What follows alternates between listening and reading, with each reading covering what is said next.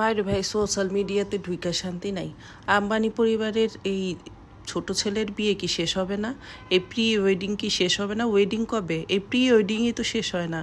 500,000 কোটি টাকার বিয়ে চিন্তাটা করা যায়? আসলে মানুষ টাকা কোন দিকে ঢালবে? আজকে একটা ভিডিও নিয়ে আসলাম। আসসালামু আলাইকুম, আমার সারাটা দিনের পক্ষ হতে আমি বৃষ্টি আপনাদের সাথে আজকে নতুন একটা ভিডিও নিয়ে জয়েন হলাম। আজকে আমি একটু কথা বলবো এই বড়লোকের বিয়ে শাদী নিয়ে। এই বড়লোকের বিয়ে শাদী দেখে যে নিজেরে কত বেশি গরিব গরিব লাগে, যতটুক না নিজে গরিব তার চেয়ে বেশি গরিব গরিব লাগে। আমাদের পোলাপাইনের বিয়ে কি আমরা এইভাবে দিতে পারবো? এইভাবে তো অনেক দূরে কথা, কোটি টাকাই খরচ করতে পারবো, আর সেখানে 500 কোটি টাকা। অবশ্য আম্বানি ফ্যামিলি বইটা কথা, যতই বড় লোক হোক তারপরেও এত টাকা একটা বিয়েতে খরচ করা। এই বছর আর দেখবেন বলিউডে কোনো বড় ছবি, বিগ বাজেটে কোনো ছবি বের হবে না, কারণ নায়ক নায়িকারা তো সময়ই পাবে না শুটিং করার। এই বিয়ে খাইতে খাইতেই তো মানে সেই জানুয়ারি থেকে শুরু হয়েছে, এখন পর্যন্ত চলতেছে। শুধু প্রি ওয়েডিংই শুনি, প্রি ওয়েডিংই শুনি। তো রিয়েল ওয়েডিং কখন হবে? হ্যাঁ, এবার বিয়েটা দিয়া এবার ক্ষান্ত দে।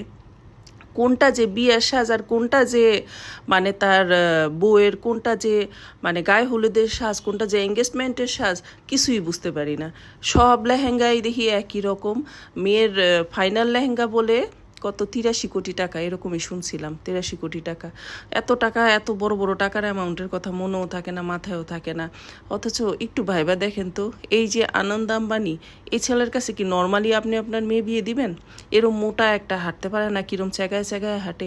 আমি তো আমার মেয়ের কাছে দিব না। দিব যদি যদি মেয়ে স্বেচ্ছায় যে এরকম একটা ছেলে পছন্দ করে। নাহলে আমার আমার চোখে তো এই ছেলের মধ্যে তেমন কিছুই লাগতেছে না। বাপের খালি টাকা ছাড়া আর কিছুই তো তেমন নাই। এখন কি আর বলবো, টাকা মানুষরে পুরা কিনে নিছে। বলিউডের সব, হলিউড বলিউড সব বলেন, যেখানকার যেই নায়ক নায়িকা আছে সবই বিয়াই খাইতেছে। ইন্ডিয়ার যত ভিআইপি সিআইপি যত হোটেল আছে সব বুকিং দেওয়া রাখছে এই হলো ভিআইপিদের আগমনের উদ্দেশ্যে। আর এতগুলা ড্রেস, এই যারা গেস্ট আসতেছে তাদেরও তো এই জামা কাপড় কিনতে কিনতে মনে হয় সবাই ফকির হয়ে যেতেছে। এঙ্গেজমেন্ট, মাউই হাউই, আউন জাউন, হুদাহুদি পার্টি, এটি কি কম আর। আচ্ছা, এগুলা যদি আমাদের নর্মাল সংস্কৃতিতে চলে আসে যে এই প্রি ওয়েডিং, তো ছেলেরা তো আর বিয়েই করতে চাবে না। এত টাকা কই পাবে? হ্যাঁ, বিয়ে করার পর ভিক্ষা করতে বসা লাগবে। তা আমার হিসাবে এই বিয়েতে সব টাকা খরচ না করে রে বাপরা, তোরা বরং এই টাকাটা দিয়ে বিয়ের পরে বউরে সুখে রাখ। অবশ্যই এদের তো টাকা শেষ নাই, আমি এদের তুলনায় কথা বলতেছি না, কিন্তু এটা একটু বেশি হয়ে যেতেছে না? আপনাদের কাছে কি মনে হয়? আমার মতামত এটা অতিরিক্ত বেশি।